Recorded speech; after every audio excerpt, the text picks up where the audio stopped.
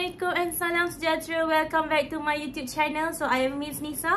Okay, so inilah video bahagian yang ketiga bagi guideline kerja khusus Presip Accounts tahun 2023 special untuk student account batch 06. Okay, so you should proud lah, okay, sebab you dah kira final year lah ni untuk you nak pergi ke SPM. So you ada 20 marks yang you kena kejar, iaitu untuk siapkan kerja khusus. So pastikan buat dengan bersungguh-sungguh. Target 20% terus. Tak payah nak target 19 ke 18, terus je pergi kepada 20%. Okay, so mesti kena buat dengan betul-betul. Okay, so sesiapa yang baru tengok video saya bahagian ketiga yang belum lagi siapkan lampiran A, iaitu perniagaan, profil perniagaan, dan juga lampiran B berkaitan dengan maklumat inventory. So saya cadangkan, okay, saya sarankan untuk awak tengok dulu video saya bahagian yang pertama, part 1 and part 2 dulu, baru you tengok dekat video. Nanti kan takut nanti you lost, sebab dia ada kaitan part 3 ni dengan video-video yang sebelum ni. Okay, so untuk video yang ketiga ni, apa yang kita akan bincangkan, kita dah masuk kepada lampiran yang seterusnya, iaitu lampiran C. Since A dengan B kita dah settle. Okay, cuma lampiran C ni dia agak panjang dan muka surat pun agak banyak lah, berhelai-helai lah. So saya akan bahagikan kepada beberapa part untuk mudah awak tengok pun satu, saya nak edit video pun satu. Okay, sebab kalau terlalu panjang susah sikit saya nak edit. Okay, jadinya untuk bahagian yang ini, bahagian urus niaga, part yang banyak adalah berkaitan dengan jualan pakaian dan juga beli tak banyak sangat lah. Okay, tapi untuk berkaitan dengan jualan dan beli, saya akan buat dekat video yang lain. Saya tak nak campur-campur, nanti awak pening. So apa yang saya present dekat awak adalah cara yang paling mudah untuk nak bagi awak faham. Nak present YouTube kerja khusus ni, bukannya saya boleh present, tak. Saya kena fikir apa cara yang paling mudah, sebab kita tak berinteraksi one to one. So saya tak nak nanti awak tengok video saya tak faham lah. So saya tak nak benda tu menyusahkan diri awak. So saya try untuk present semudah yang mungkin bagi you terus faham.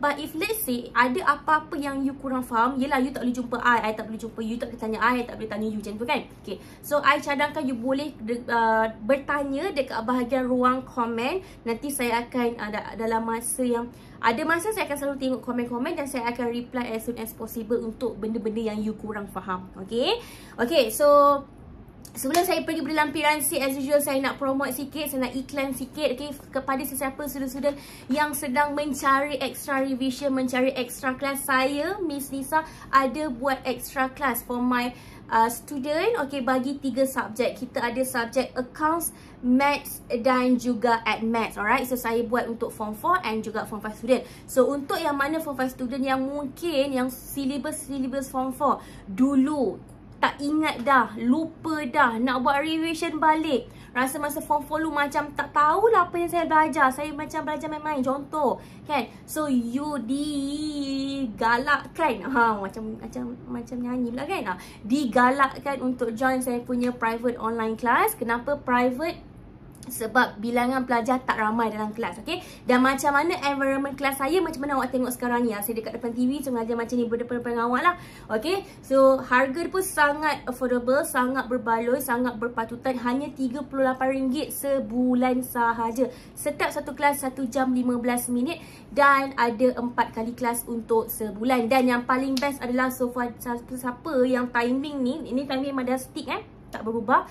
Yang ada clash masa, jangan risau, you akan dapat free unlimited playback video. So kalau you tak dapat masuk, you boleh tengok balik apa yang saya dah ajar berulang-ulang kali. Tak ada kata sekali 2 kali saja, tidak. Okay, dan benda ni adalah free untuk sesiapa yang register sahaja. So mana-mana form 5 boleh join, kelas form 4 tak ada masalah. You nak join semua pun tak ada masalah. Okay, so saya akan buat secara step by step. Saya akan ajar balik pada awal, dan sekarang pun baru start pada bulan Jun hari tu. So masih lagi berada dalam topik-topik yang awal. Siapa yang dah rasa macam ketinggalan silibus yang sebelum ni, you nak catch up balik, you nak recap balik, you boleh join kelas saya sekarang. Okay, dan mana-mana account student yang masih basic, masih tunggal langgang lagi, you boleh join I punya kelas untuk account form 4. Saya masih lagi pergi pada basic punya account. Okay, pasal dokumen tak tahu lagi, BCP, buku pertama, ledger ke, pelarasan ke, semua tu saya akan bincangkan dekat syllabus, dekat dalam I punya kelas account form 4. Okay, so siapa-siapa yang berminat boleh terus register, ataupun you boleh pergi dekat description bawah ni, saya sediakan link WhatsApp, you just tekan saja dekat situ. Okay,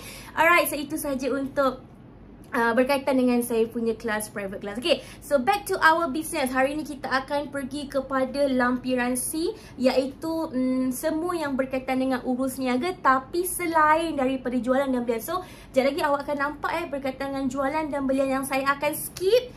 Itu saya akan buat dekat video yang akan datang. Okay, so kita akan pergi kepada beberapa urus niaga yang tak ada kena dengan jualan, yang tak ada kena dengan belian. Itu kita akan pergi buat pada video nanti. Okay, so pastikan lampiran A dan lampiran B awak dah siapkan. So kita akan pergi kepada lampiran C. Nampak Ya, lampiran C.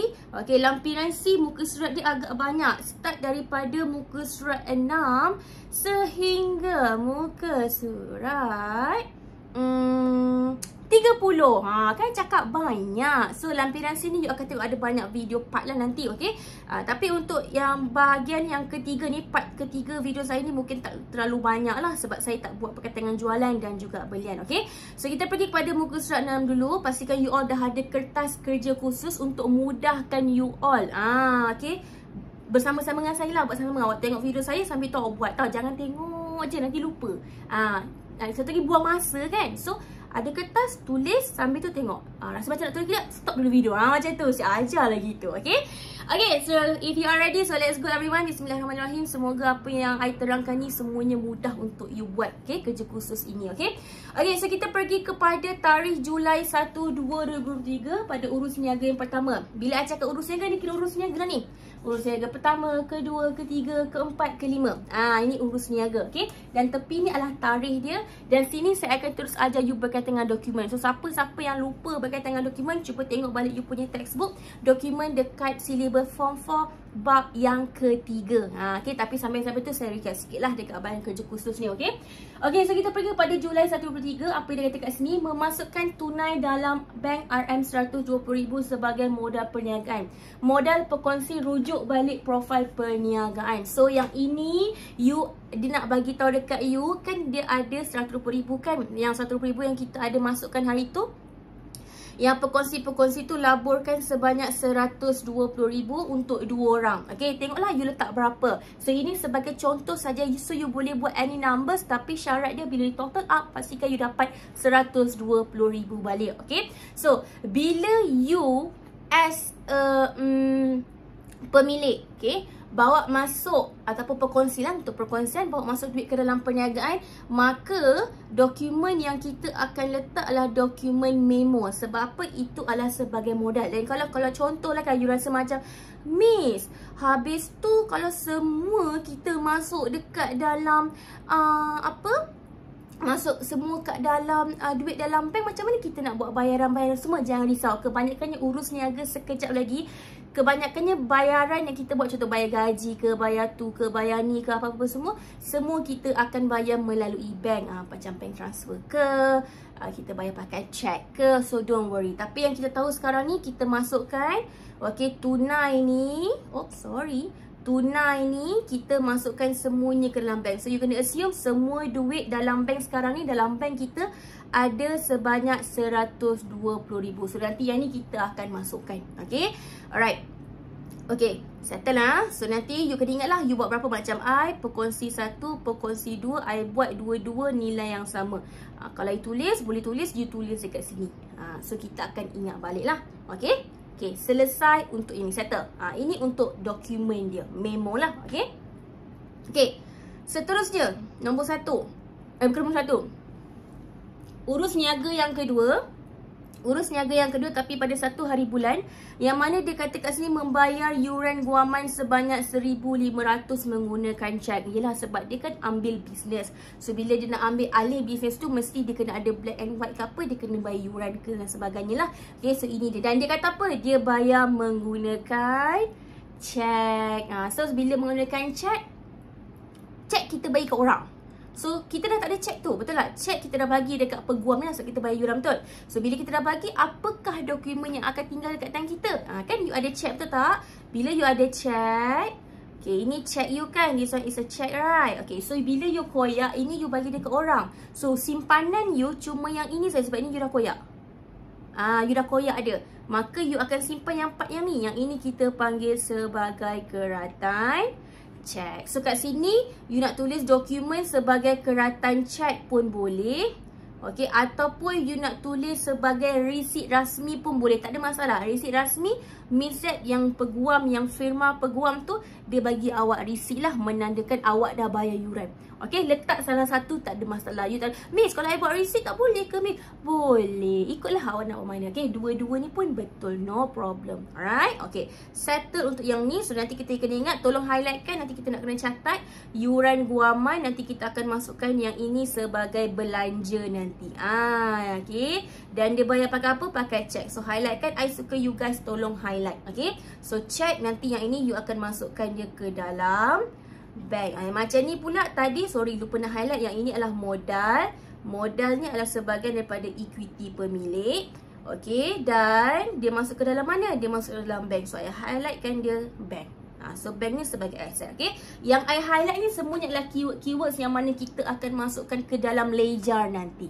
Okay, so kalau macam ni kita punya ledger apa? Dia akan jadi, okay, kita back to basic. Okay, kita menggunakan balik konsep ableh kan, sambil-sambil, tapi tak apa, nanti kita buat berkaitan dengan ledger pun kita belajar balik. Okay, so untuk aset belian belanja, dia adalah berkaitan, dia adalah kita akan jadikan sebagai belah debit kalau dia bertambah, tapi kalau dia berkurang kita akan letak belah kredit.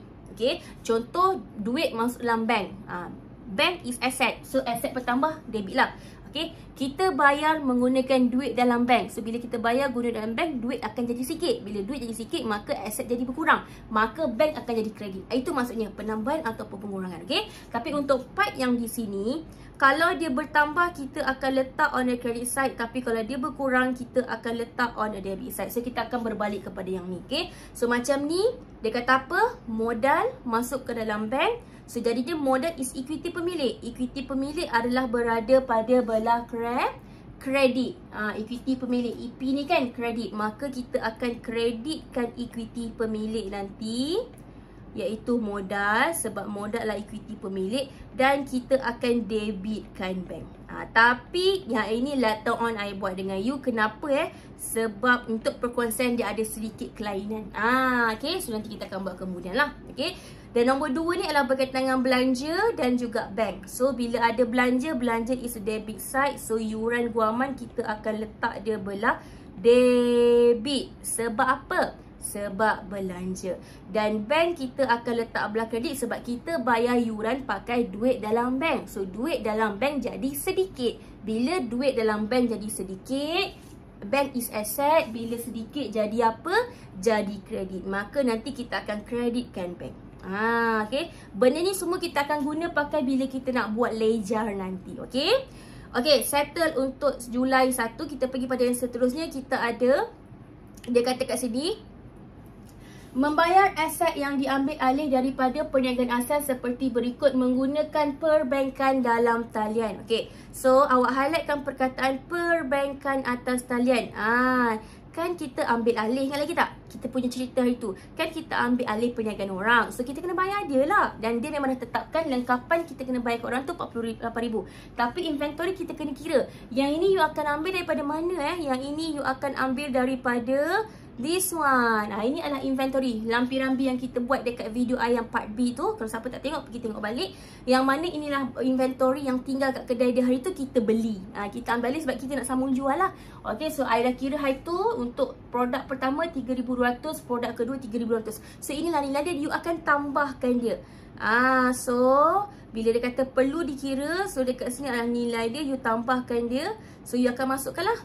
So total adalah macam saya punya 6,700. So you tolong tambah you punya. Okay, dan sebab dia kata menggunakan perbankan dalam talian, maka tahu tak perbankan dalam talian tu apa? Yang kita buat bank transfer tu, online transfer tu, bahasa Melayunya dalam talian. So bila kita kan transfer, parallel kita screenshot slip tu kan, yang slip tu kita panggil apa? Nama dia kita panggil sebagai resit perbankan dalam talian.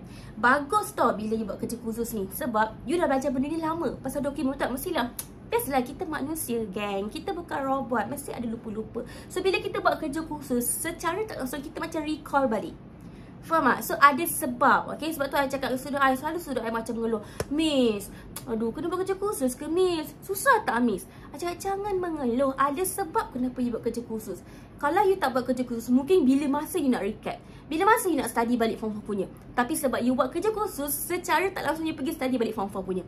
Faham tak? Ada sebab kenapa. Satu of course markah lah yang 20% tu. Satu lagi kita nak recall balik. Faham? Okay. Okay, lepas tu kita pergi pula kepada nanti yang ini kita akan tambahkan lah. So, lengkapan dengan inventory is asset. So, this one is asset. Asset bertambah. Maka dua-dua ni akan jadi belah debit. Dan sebabkan dia pakai bayar menggunakan duit di dalam bank, maka duit dalam bank you berkurang. Maka nanti bank kita akan letak dia belah kredit. So, tu debit kredit dia. Okay, debit lengkapan, debit inventory, kita kreditkan bank. Sebab duit dalam bank jadi semakin berkurang. Okay, settle untuk urus niaga yang ketiga. Now, seterusnya, I terus dia tahu. You stop video I. You pause tau. Lepas tu, nak habis salin, play balik. Okay? I tak boleh tunggu. Okay. Seterusnya kita pergi pada urus niaga yang keempat. Apa dia kata kat sini? Membayar sewa sebanyak termasuk deposit 2 bulan kepada pihak pengurusan pusat beli belah bla bla bla. Okay, apa nama pusat beli belah you? You kan dah bagi tahu kan? Masukkan saja menggunakan cek. Okay, adik-adik. Okay, bila you buat bisnes, ni general knowledge yang you kena tahu lah. Mungkin ada yang tahu, mungkin ada yang tak tahu. Okay, bila kita sewa kedai, butik and so on, bila you nak masuk, katalah sewa you 800, you bukan hanya bayar 800, you akan bayar extra 2 bulan selalunya.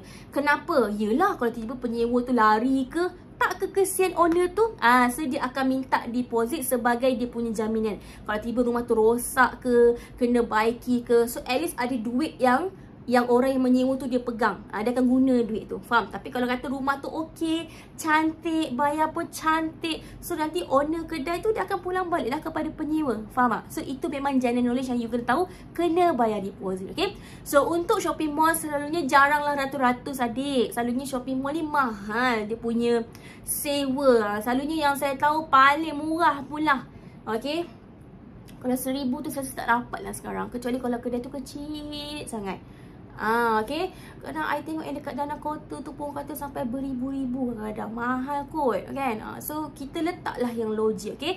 Paling minimum pun saya boleh letak 3000 lah. Paling minimum kan. Tengoklah you bincang dengan cikgu awak. Tanya cikgu awak, cikgu untuk sewa ni ada range tak? Tanya cikgu awak, paling minimum berapa, paling maksimum berapa. So and then you decide. Okay. Tanya dulu cikgu sekolah you. So untuk dapatkan nilai yang orang kata masih dalam range lah. Okay. So macam saya kat sini saya buat okay, sebulan, katalah kat sini sebulan saya letak kat sini adalah 3,500. Okay, tak keluar pula. Okay, 1 bulan saya letaklah sewa sebab saya GM Kelang je. GM Kelang tu kedai dia kecil je lah. Paling-paling boleh dapat 3,500. Ini pun saya buat Google tau. Google lah.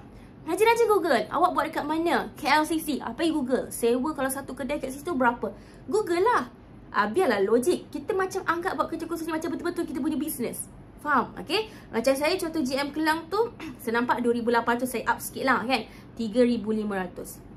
So sebabkan dia kata ada deposit sebanyak 2 bulan, maka untuk deposit 2 bulan tu saya akan kalikan dengan 2 lah. So means that 3,500 I darabkan dengan 2, I dapat 7,000. So bila I tambahkan 7,000 tambahkan dengan 3,500, 7,000 tambah 3,500. So jadi you duit sewa yang saya kena bayar pada bulan pertama adalah sebanyak 10,500.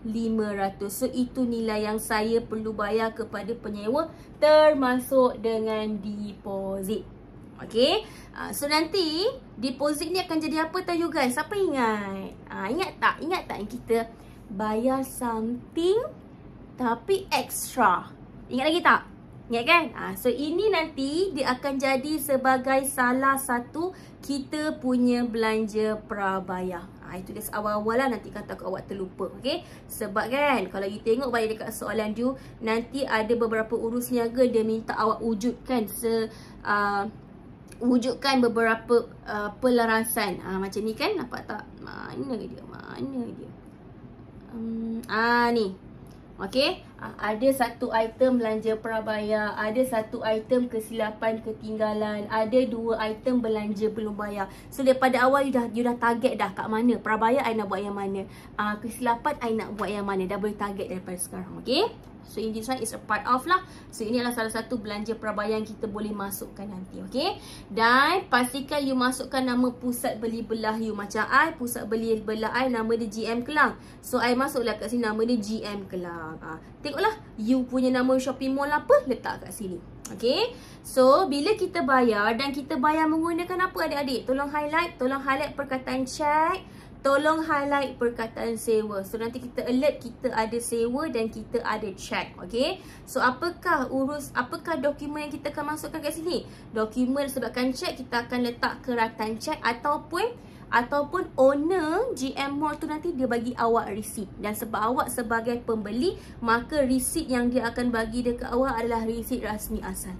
Boleh nak letak yang ini, boleh letak ini, letaklah salah satu.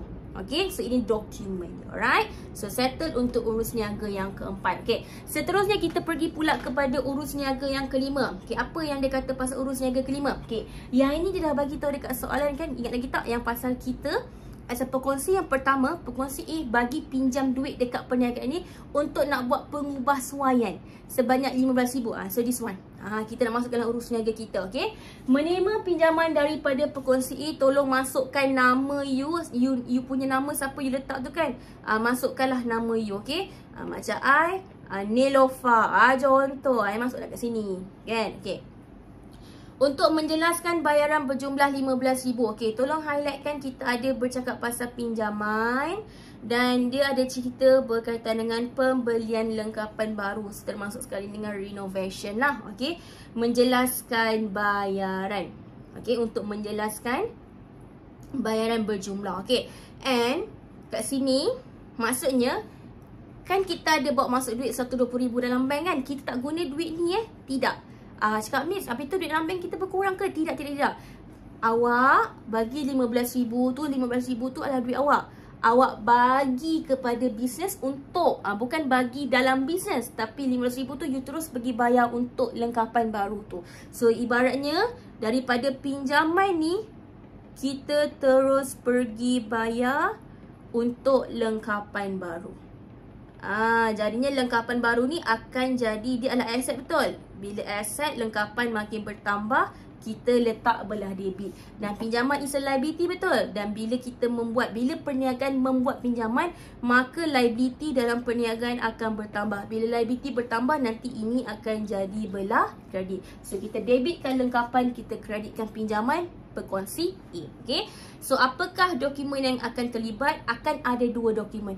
Yang pertama, bila pekongsi bagi pinjam, kita tak ada apa-apa bukti. Contoh kan, hari tu kan I bagi pekongsian ni pinjam RM15,000.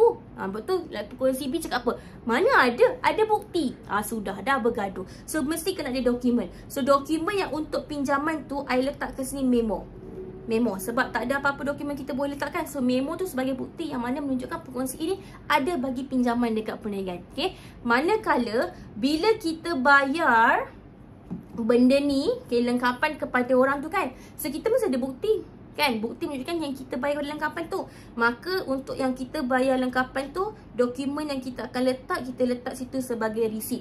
Kita dapat receipt untuk bayaran apa? Bayaran lengkapan. So akan ada 2 dokumen dekat sini. Okay, faham so ini untuk urus niaga, untuk yang 1, 2, 3, 4, 5, urus niaga yang kelima. Okay, jalan saya. So ini settled untuk muka surat 6. Okay, so lepas ni akan ada banyak skip tau. I akan buat yang lain untuk video seterusnya. Okay, so muka surat 10. Ini bukan muka surat 6. Ini muka surat 9 kawan-kawan. Minta maaf. Biasalah bila terpusat ada macam 6, 9. Okay, next muka surat 10 I skip sebab ini pasal jualan, pasal ambilan I skip dulu. Ini pun I skip dulu. Okay, so kita teruskan kepada muka surat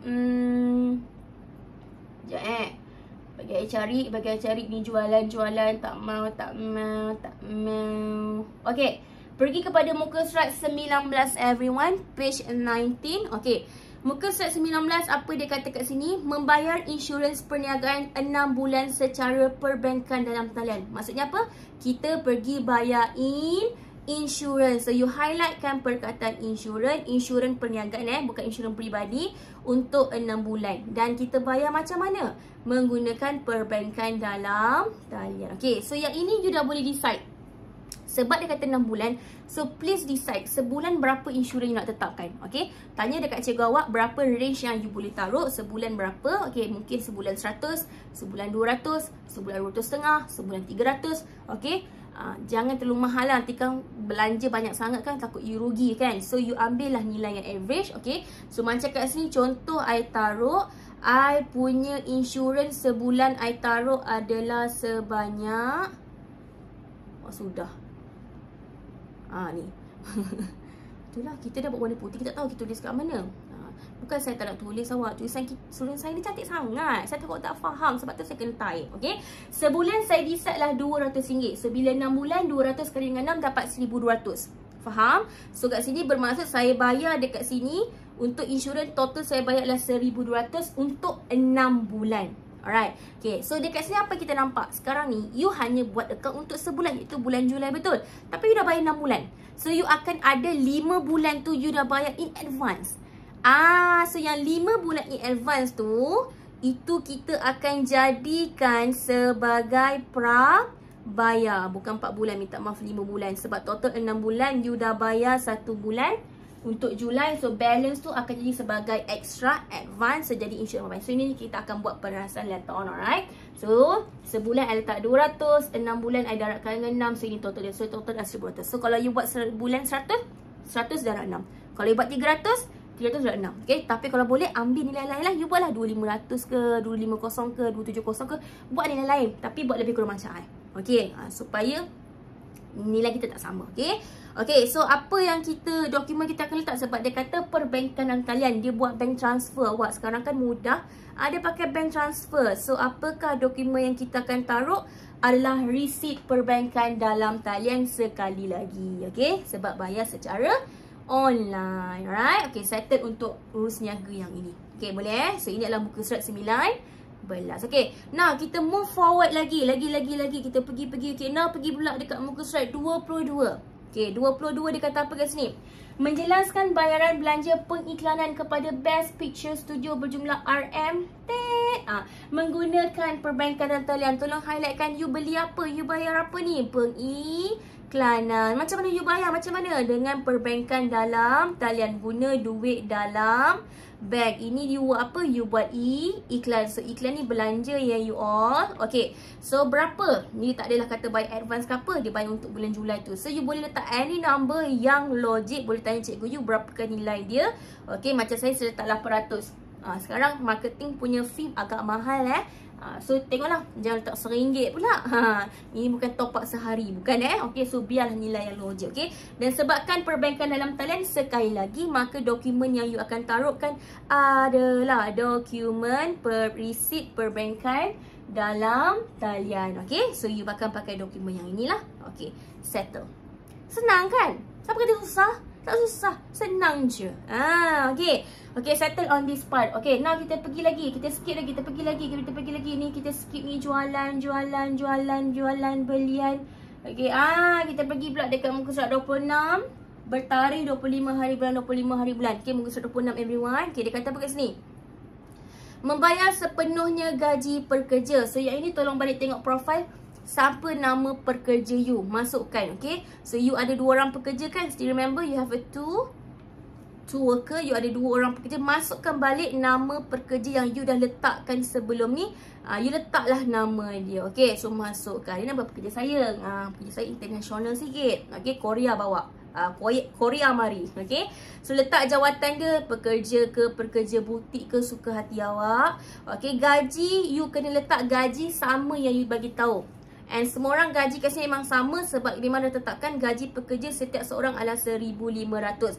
Dan kenapa I letak 1,500? Kenapa I tak bayar separuh-separuh? Sebab dia dah bagi tahu kat sini gaji pekerja dia bayar secara sepenuhnya. Semua gajian ni dia bayar semua. Okay, so I akan letak sepenuhnya. Okay, settle on this part. Okay, dan bila gaji, dia tak ada dokumen yang kita akan terima walaupun you bayar, betul tak? So kita boleh letak dokumen apa? Selalunya dokumen yang tidak mempunyai dokumen sokongan. Contoh, you bayar gaji pekerja. Takkan pekerja nak bagi you dokumen? Pelik kan? Nah, gaji. Apa sih dokumen? Takkan you nak minta dokumen dekat pekerja you? So, bila you ada membuat satu transaksi, satu urus niaga, you tak ada apa-apa dokumen, you akan create satu dokumen sendiri untuk mewujudkan urus niaga itu, maka nama dokumen tu kita panggil sebagai voucher pembayaran. Selalu gaji memang kita pakai dokumen voucher pembayaran. Voucher bayaran ke, voucher pembayaran ke, lebih kurang lah. Okay, sebagai you punya dokumen. Alright? Wow. Settle. And of course lah, kita akan bayar pakai duit dalam bank lah. Mana ada duit, kan? Sebab kan kita banyak duit dalam bank kita kan. Kita tengoklah, nanti kita bincang. You try dengan cikgu you juga, okay? Okay, 25 hari bulan, lebih kurang sama. Cuma ini yang tadi kita bayar gaji pekerja, sekarang kita bayar gaji berkongsi. Kita lah, owner lah. Berkongsi pun mungkin kita ada gaji sebab kita secara aktif dalam menguruskan butik ni. Okay, so you akan masukkan nama pekongsi-pekongsi di sini. You masukkan okay, pekongsi 1, pekongsi 2, jawatan. Letaklah penjawatan you sebagai pengurus ke, sebagai pemilik ke, is up to you. Okay, cuma hati-hati sebab dia kata sebahagian you jangan bayar sepenuhnya. Macam saya hari tu, saya letak gaji untuk pekongsi 1 5K. Ini apa yang saya taruh hari tu untuk yang ni saya letak 5K. Yang Hana ni pasal 5K, saya buat sama, equal. Okay, so jangan letak 5K, you letak sebahagian. Tak kisah nak letak 1000 boleh, nak letak 2000 boleh, nak letak 3000 boleh, nak letak 4000 boleh. Boleh, tapi jangan letak 5000 je. Sebab dia kata dia hanya bayar sebahagian. Okay, so macam I fikir bayar lebih, I bayar letak, so I letak 3000. So sini I letaklah nilai dia. So you letak nilai you. Okay, letak nilai you dan you terus totalkan untuk kedua-dua. So total you letak dekat bawah ni sama. Okay, dan sebab dia adalah lebih kurang macam gaji tadi, maka dokumen yang saya akan masukkan lebih kurang sama dengan tadi, voucher pembayaran. Tapi you boleh tanya dengan cikgu sekolah you, apakah yang lebih tepat dokumen yang you boleh tahu sini. Okay, mintalah pandangan cikgu sekolah you. Okay, faham So ini dua ni lebih kurang sama, cuma ini bayar penuh, ini bayar a part of, sebahagian sahaja. Okay, faham? Boleh? Boleh Okay, make sure buat tau. Okay, now kita pergi lagi, kita teruskan lagi pasal mendepositkan tu biar dulu, pasal nak bayar invoice ke biar dulu, kita buat nanti kan. Okay, kita pergi pada page yang terakhir dalam muka surat 30. Simple. Okay, muka surat 30, urus niaga 31 hari bulan. Apa dia kata kat sini? Menjelaskan bil internet berjumlah RMT menggunakan perbankan dalam talian. Okay, so highlightkan perkataan bil internet dan juga perbankan dalam talian. And you tahu kan, bila bil internet ni dia berkaitan dengan apa? Kadar bayaran ataupun utility. So dia adalah sebagai belanja lah. So nanti you letak debitkan dia. Okay, lepas tu untuk berapa ni you letaklah berapa yang logik. Okay, berapa? 200. Janganlah murah sangat sebab ini berkaitan dengan bisnes. Bisnes punya fee, bill dengan persendirian yang macam orang duduk kat rumah, nilai dia beza. Selalu dekat office dia lebih mahal, dekat kedai lebih mahal. Okay, so you letaklah nilai logik. You boleh minta dekat cikgu you, cikgu berapa range yang sesuai yang saya boleh taruh ya untuk bil internet ni. Tanyalah dekat cikgu you berapa. Okay, so you pun masukkanlah nilai dia. Ini dah kenapa ni, aku tak tahulah kenapa. Okay, mungkinlah 150 ke 400, ikutlah you nak tak berapa. Macam I letak sini 280. Okay, seperti I lah tak berapa pun. Tapi jangan murah sangat, jangan mahal sangat. Okay, okay, sebabkan dia perbankan dalam talian, again dokumen yang you akan taruhkan adalah dokumen yang sama, iaitu resit perbankan dalam talian. Sebab kita bayar transfer duit dalam bank. Okay, yes, that's it. So ini adalah urus niaga lampiransi yang tak ada kena-mengena dengan first jualan. Kita akan buat video nanti pasal belian nanti, dan juga pasal mendepositkan duit dekat tangan pergi ke dalam bank. Itu ada video yang khas I akan buat. Okay, so settlekan part yang ni dulu. Nantikan video I yang seterusnya, I akan ajar berkaitan dengan urus jualan. Okay, dan untuk next video saya akan mungkin menggunakan Excel. So kalau boleh siapa-siapa yang ada laptop, ada Excel, you dah boleh get prepare you punya Excel. Okay, tapi kalau tak ada pun tak apa, you boleh buat secara manual, don't worry. Okay, alright, so saya rasa itu saja. So ini adalah bahagian yang ketiga berkaitan dengan lampiransi selain daripada jualan, belian dan juga mendepositkan wang ke dalam bank. Okay, so I hope video ini akan membantu you. Siapa-siapa yang masih lagi belum subscribe, subscribe lah sekarang. I dah share dengan you ilmu ni. You subscribe video I. Okay, lepas tu share. Alright, ada soalan apa-apa tak faham, you boleh komen dekat bahagian bawah. Okay, siapa yang ada komen cakap thank you so much, I'm so appreciate, I happy.